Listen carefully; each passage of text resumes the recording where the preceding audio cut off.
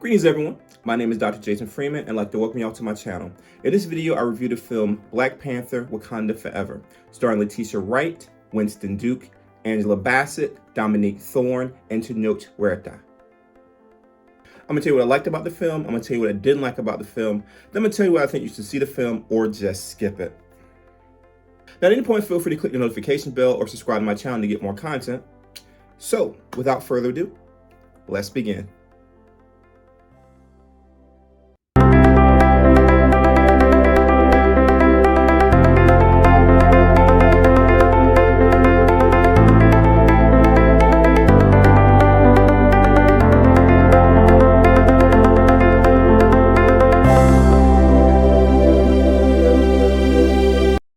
Now, Black Panther Wakanda Forever is the long-awaited sequel to the 2018 film Black Panther, starring Chadwick Boseman and Michael B. Jordan. It's the last film in Phase 4 of the MCU, which includes shows such as WandaVision and Hawkeye, as well as films such as Shang-Chi and the Legend of the Ten Rings and Thor: Love and Thunder. So what I like about the film? Well, first and foremost, I loved how the film dealt with the death of the late Chadwick Boseman. Now, from the moment that we all learned of his death, aside from the heartbreak and the tragic nature of this young man taken away from us way too soon, there was a question about what will happen with these films. And so the way that they dealt with his death, I think, was perfect. Again, I'm not going to, well, I didn't say this, but I'm not going to give any spoilers in this. So I'm not going to give anything special, give away anything that will destroy the special nature of seeing this film. But there's various things throughout the film, from the beginning to the end, where they do specifically deal with his death. And so the way that each of those things was dealt with, I thought was amazing. So that's the first thing I liked. Again, I can't say too much without giving spoilers, but anybody who worried about how they were going to deal with his death, there's nothing to worry about. They did it perfectly. I also loved Letitia Wright in this film. Now, full disclosure, I have no real tolerance for the whole anti-vax thing, and I don't really honestly know what exactly she said. It's one of those things. There's a lot of stuff going on in the news cycle, so I don't really pay attention to any of that stuff. But one of the things I think is important, oftentimes, is to be able to separate whatever you think about that person from what they do artistically. Now, again, I don't have any personal thing against Miss Wright. And again, I don't really know all the details about what she said or didn't say or whatever. But what I will say is that she did an amazing job in this film. One of the big things with this film is, taking a character who, I wouldn't say she was secondary, but the first film was very much Mr. Boseman's film. And so she was kind of that emotional, little sister, that kind of thing that humanized this powerful figure who is Black Panther, one of the things that humanized him.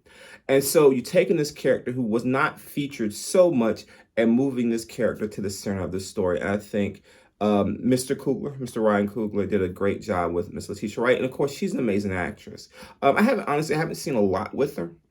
I'm definitely one film that's on my radar. I'm going to be reviewing later on are the Silent Twins, which I know she's in.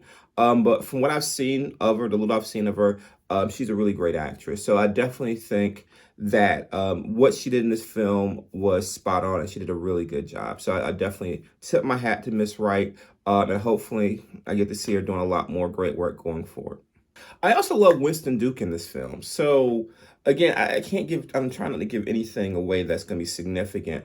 But Winston Duke in the first film was, in many ways, very much this, I guess he started out as kind of the threat, the person who was challenging T'Challa and then eventually became a great ally. And so this film, I think, really humanizes that character to a much greater extent, even than the first film. Winston Duke is a great actor. Like, that's what point blank in the story. He's a great actor. And so, they gave him a lot of stuff to do, and he did it. And I'm not saying that to diminish what he did. He did a great job, but my point is he was given a specific task in his film, and he did it great. So Winston Duke, again, great actor. Tenoch Huerta, and specifically the character that he plays, Namor, is another thing I really loved about this film.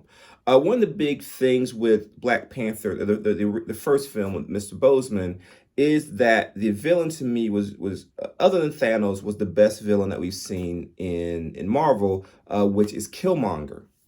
And so to me, Tenoch Huerta's Namor is very different than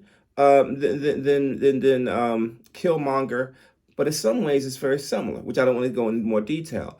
But the fact of the matter, and the characters are very different, how they carry themselves, but they still had the same power. They still were menacing. That was the other thing, just so menacing. And so yeah, the way that Mr. Coogler, and I call, and obviously not his name's Ryan Coogler, but he's Mr. Coogler as far as I'm concerned.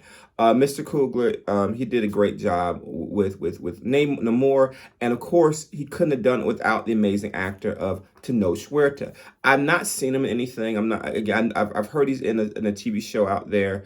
That's really good, but it's one of those things I haven't seen him before, but I definitely will be seeing him in other things. Tenoch Huerta, again, amazing. And last but not least, the incomparable Angela Bassett. Miss Angela Bassett. I think Ms. Okay, Angela Bassett. People have been calling for her, Oscar and everything, and to me, it's one of those things where you can take care. It's almost like Denzel Washington with Training Day and with Glory. He won the Oscars for those films, but you could have given him an Oscar for a dozen other films, including like Malcolm X, for example. And so with this film, is she deserving of Oscar consideration? 100%. But as in with all her other films. So if they give it to her for this, I think it's more so the fact that she has this huge body of work and that this is just one of the examples of this amazing body of work. And the other thing, again, not to give too much away about Miss Bassett in this film, is in the first film, she's there as the mom. And that's kind of her role. And in this film, she really is up in the forefront.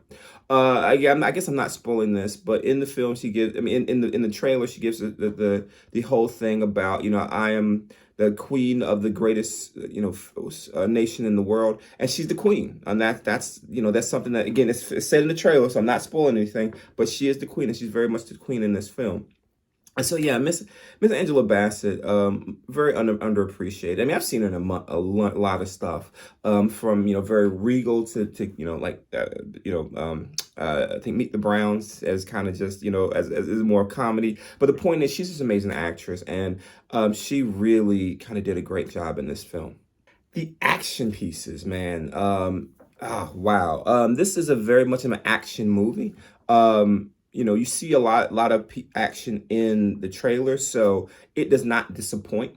There is definitely violence in this film. There were points where there's some a bit more graphic type violence where I was kind of caught me off guard. I'm like, oh wow, they doing that now.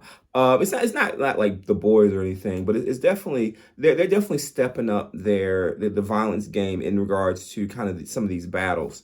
And so the action in this film is just on point. And so again, don't want to give too much away, but all the people that you see in the trailers, you see them and more in this film. So just great action, battles and things like that. So it's just a great job with this film. And one last thing I really loved about this film was the story. So just to put this in perspective, so take a movie like Avatar, the first Avatar. I know there's another one coming out, but the first Avatar. And so one of the big critiques is that it's a beautiful spectacle, but there's not very much story. It's kind of a very one-dimensional, straightforward story. This film it's a lot of, it's pretty, very much Disney put the money into making this, look amazing. But the story very much is, it's kind of a straightforward story, but there's so much in it that you kind of forget how kind of straightforward it is. And so, there's layers. Obviously they're dealing with T'Challa's death. So, that's again, not a spoiler. That's something that's in the trailer.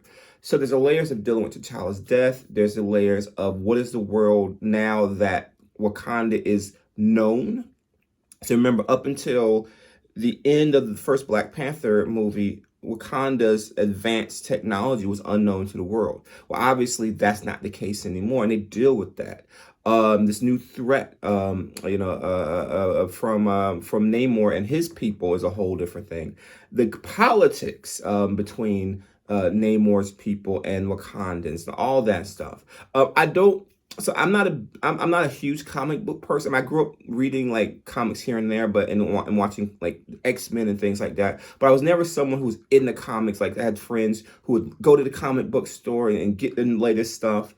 So I wasn't a huge comic book person. So what I've seen is that very much there's a rivalry between I guess the Atlanteans, which is Namor's people, and Wakandans, and that was a big part of this story. Like you have these two powerful nations facing off against each other, and so that created massive tension. And one thing I did like about it, it wasn't that it's these countries and then America or some of the other countries kind of overshadowing it. These two nations are really the ones deciding what's happening here.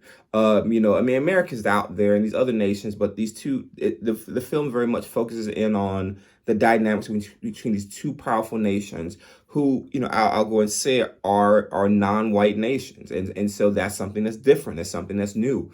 And so you have this conflict, and there's no white people to be seen. It's these two groups that historically have been oppressed, and now they're essentially they're setting the tone.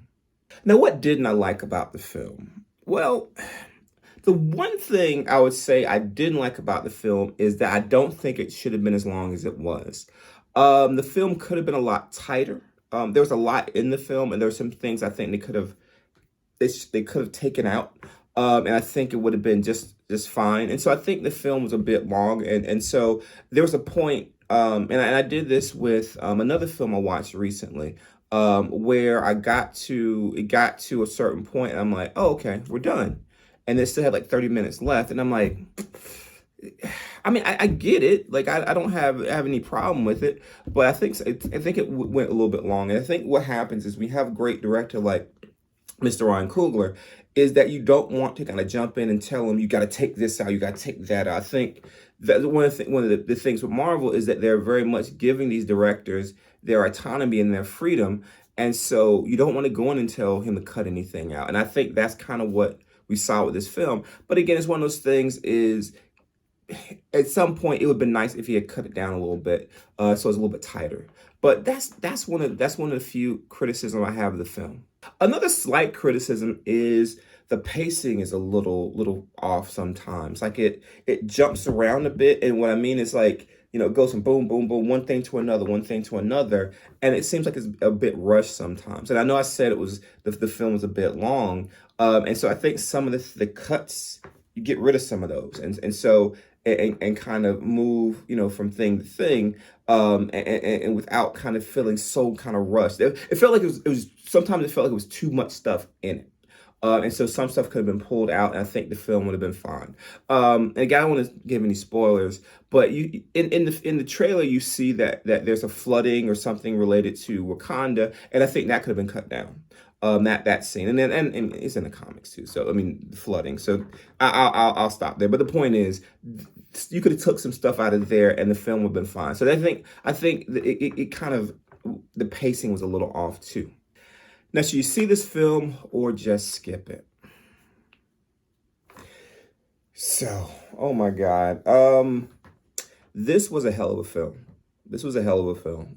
Part of my language. I mean, I just told you there's some things I didn't like, but forget that. I mean, this was a hell of a film. This was an experience. So, there's the whole emotional aspect of it.